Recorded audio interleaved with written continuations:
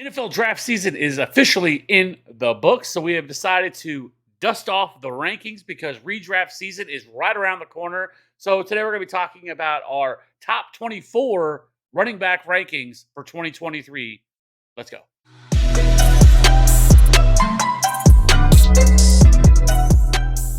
Welcome back in. Welcome back in. So let's just go ahead and get right to the goodness. So our RB1 rankings as of now are Christian McCaffrey, Bijan Mother Robinson, Saquon Barkley, Austin Eckler, Ramondre Stevenson, Jonathan Taylor, Tony Pollard, Josh Jacobs, Nick Chubb, Najee Harris, Travis Etienne, and Derrick Henry.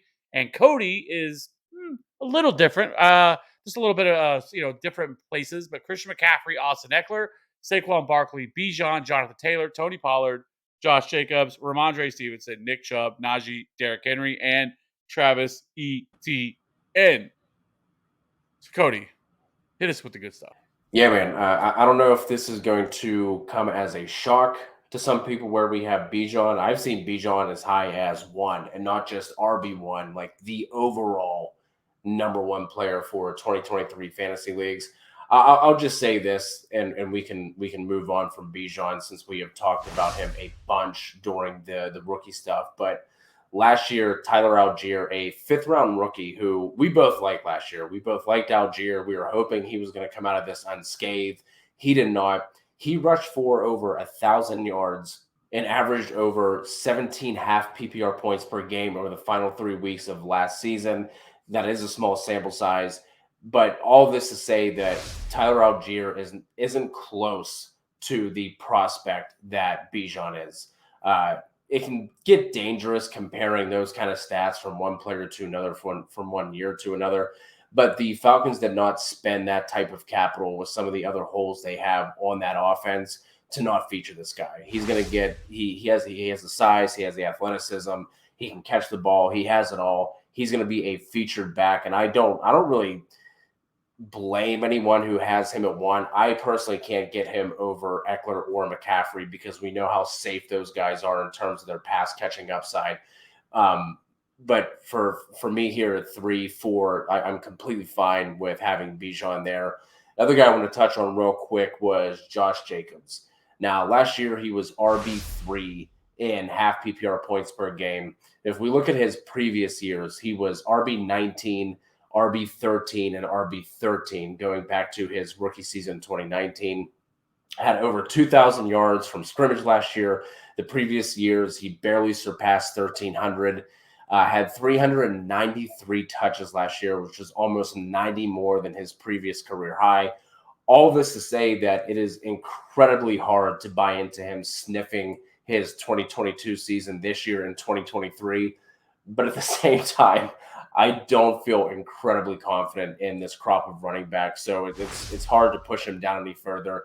He's kind of in this top 8 area for me, like almost by default. As much as, like I said, I was just kind of dogging him a little bit. I really can't move him down too much further either. So those are kind of the two guys that I wanted to touch on. Yeah, and I'll just say with Bijan, he's also, I mean, the Falcons are an underrated offensive line. Their offensive line is very, very good as well. It's just one of the best run offenses in the league.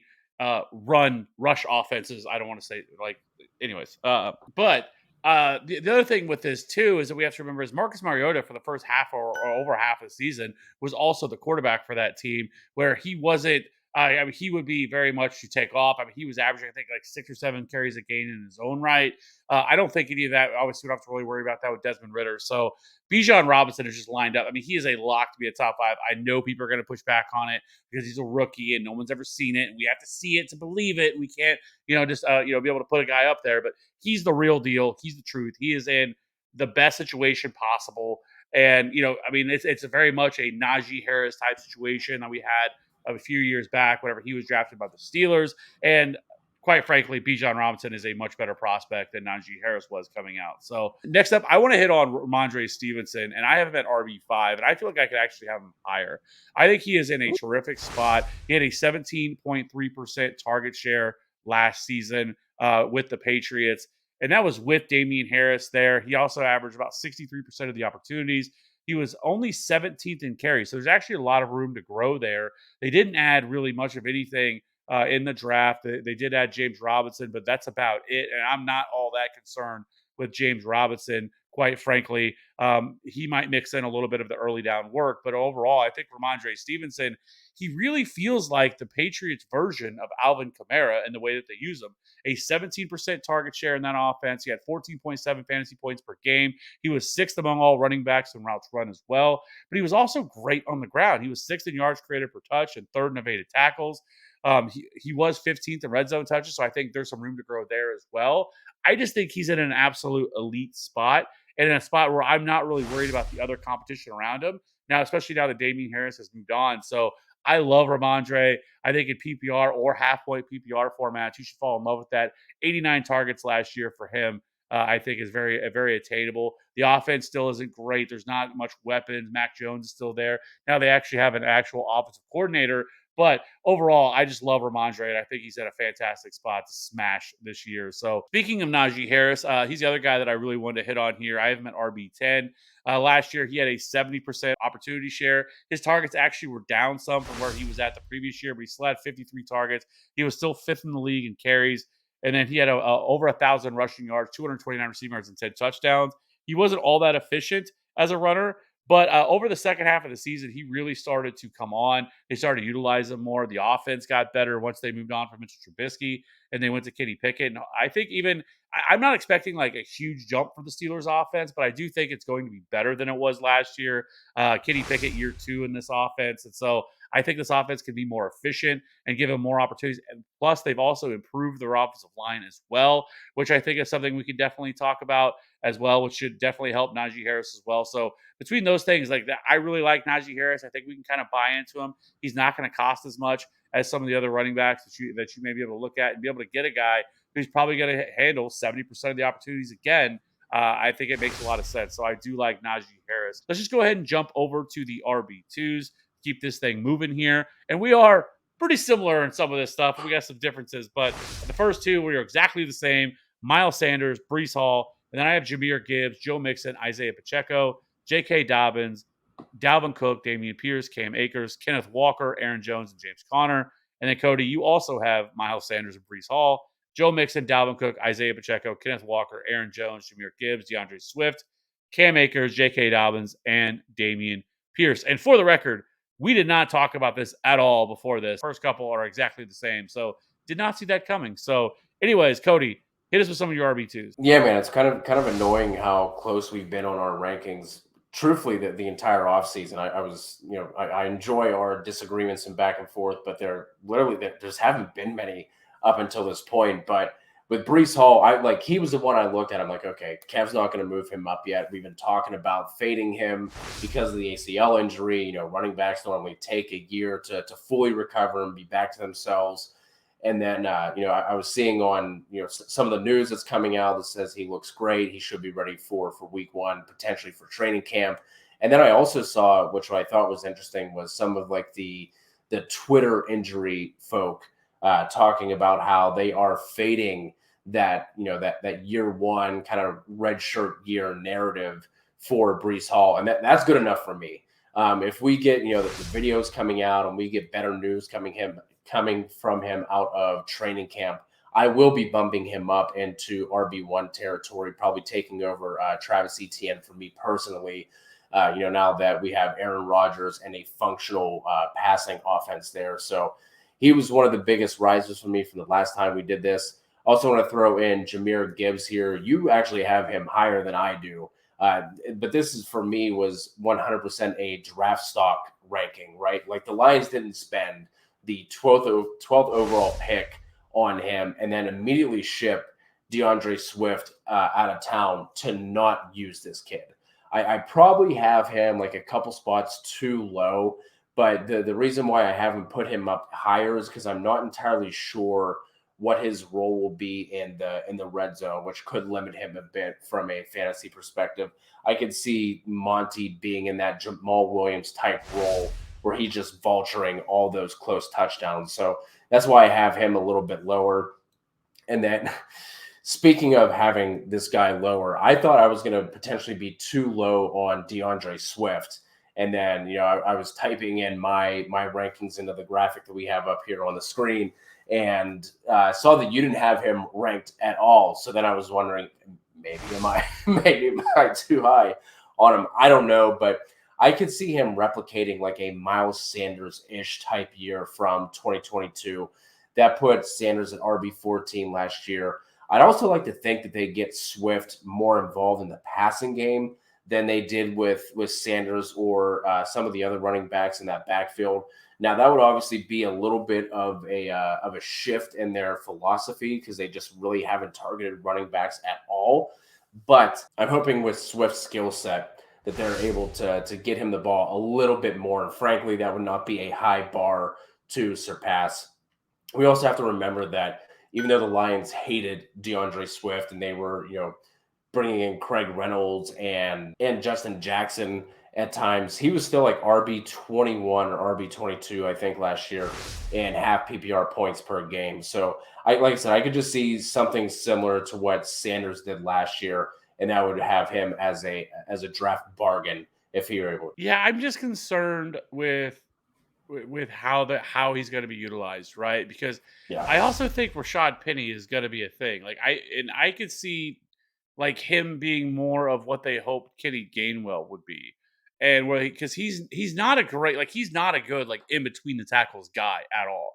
He's much more you want to get him on the outside, get the ball in his hands, because he's not much of a between the tackles guy. He's just not, and so that just doesn't suit his game. And so that's what worries me is that I think Rashad Penny is definitely going to be involved in that offense. And I just don't know if we can say that he's going to see the type of target share that he's going to get because you talked about Jahmyr Gibbs and I have him high because I think even at worst and they hated DeAndre Swift in that offense and even last year in 14 games he still had a 15% target share DeAndre Swift did but only a 36% opportunity share. He still averaged 13.7 fantasy points per game. And we know Jahmyr Gibbs is a fantastic pass catcher out of the backfield. And so that's why I like Jahmyr Gibbs. But they also love Jahmyr Gibbs. And so I think there's a much better chance that he probably gets like 150 to 170 carries. And I think it's well within the range of possibility. If you look at the Lions offense, right now. I mean, they're obviously going to be without Jameson Williams because of the suspension. I think within their weapons, it's not much different than it was last year, at least in the early going. That Jahmyr Gibbs can easily see 7-8 targets per game in this offense. Like we saw DeAndre Swift last year average over 5 targets per game in that offense, and he was somebody that was hurt a lot that they were kind of nursing along. And so it's just really hard for me not to fall in love with Jahmyr Gibbs. But with DeAndre Swift, there's just a lot of things that hold me back from him, and that's why I just don't have him ranked. The other guys, actually, I guess I can easily talk about is Miles Sanders, who was in that Eagles offense last year. And I just yeah. think there's a lot to like with Miles Sanders. We both have him at RB13, 66% opportunity share last year for him. He had over almost 1,300 rushing yards, 11 touchdowns. He was 13th in evaded tackles. But he once again gets to run behind a very good offensive line. It's not as good as the Eagles, but still the Carolina offensive line was ranked ninth in adjusted line yards last year. They're also top 12 in second level rank. They gave him a lot of money, 4-year, $25 million is a lot for a running back these days. 13 million of that is guaranteed. And there's no real competition whatsoever for him on this roster. They didn't address it in the draft. They still have Chuba Hubbard there, but I'm not really worried about Chuba Hubbard. And so I think Miles Sanders can actually carve out a pretty sizable role. And I think he can be a 3-down workhorse, especially with his running back coach being there and Deuce Staley. So they have that connection as well. And so I really like Miles Sanders, and I think he's in for kind of a big year this year. I think he can be more involved in the passing game, which is only going to bring him up. And so I think he can kind of be a top 12 running back this year. I don't think you're going to have to spend that kind of draft capital to be able to get him this year. So I do like Miles Sanders. Next up, I want to hit on Dameon Pierce, who was one of the guys who, kind of dodged a bullet, if you will, with the draft. Didn't really bring in any competition. They do have Devin Singletary there, but I still think this is Dameon Pierce's backfield for the foreseeable future. He averaged almost 17 carries per game last year when he was healthy and 3 targets per game. And this is one of the worst offenses in the league last year. I mean, that offense was atrocious last year, but he still almost had 1,000 rushing yards, 165 receiving yards, and 5 touchdowns. He was 26th in yards per route run, 11th in evaded tackles, and 23rd in yards created per touch. Now, that offensive line last year was not very good. They were 30th in adjusted line yards, but they still have two awesome tackles there.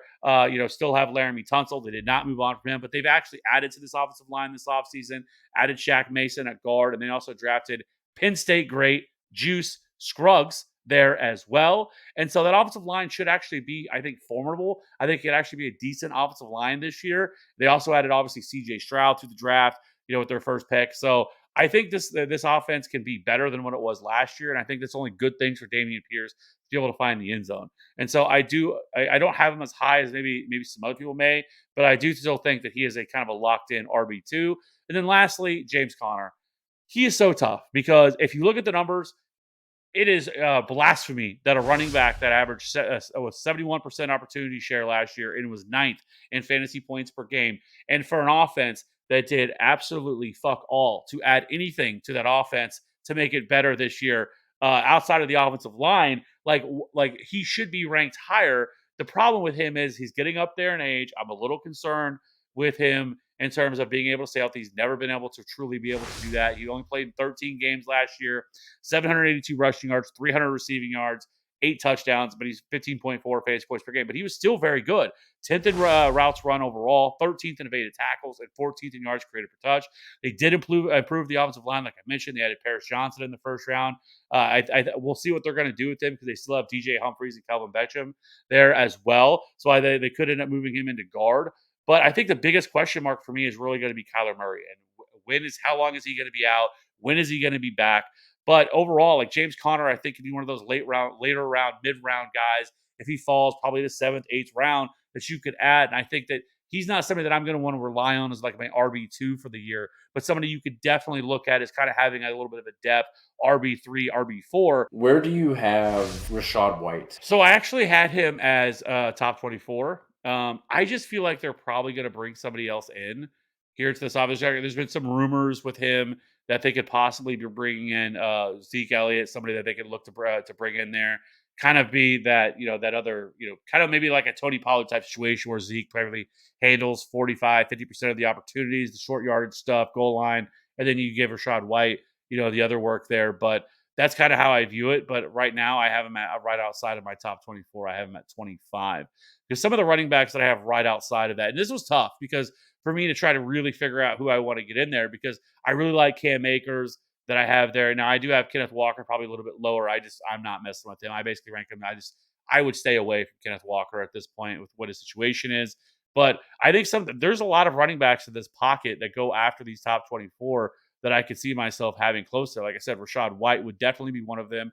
We'll have to wait and see on Javonte Williams' situation. But if he's going to be out long term, then you could probably have a conversation about Samaje Perine because they did nothing else in the draft to be able to address that. So Samaje Perine is definitely somebody we could be talking about. The Miami running back situation, is also a viable situation that we could be talking about with those running backs. And then, really like what to do with the Washington running backs, who they obviously drafted Chris Rodriguez, but they still have Brian Robinson, who they love. They hate Antonio Gibson, who is not in there either. But I feel like the running back position, maybe we'll get more and more into this as we get closer and closer to like training camp and all this stuff. But it feels deeper to me this year than it has in years past. I don't know if you feel that way with, kind of the way that you've been going through and doing your rankings, but I just feel like there's so many running backs that like, even like Kendre Miller, Roshan Johnson, who are some of the rookies, like Devin Achane that we've kind of talked about, Rashad Penny, somebody that we've kind of hit on. Like, I feel like there's a lot of running backs here. Chase Brown, like Alexander Madison. Like, there's a lot of running backs, I guess I'm getting at, that I could have in my top 30. Yeah, I think there's just a lot of like unsettled situations at this point, right? But like when it comes down to these running backs, like as it stands today, obviously we're going to get a ton more information over the next 3 to 4 months. But like as it stands today, there's not a ton of guys that like I am excited about when I was going through and doing my rankings. Like you mentioned, Kenneth Walker, I kind of have him up there still just by default, right? Just because there's not a lot of guys that I really like. I did have Rachaad White right outside of my top 24 like you did. I think Dave Montgomery has somewhat of a case to be around that area, maybe, if he can get the Jamal Williams type treatment from last year. But I think it seems like it's deep.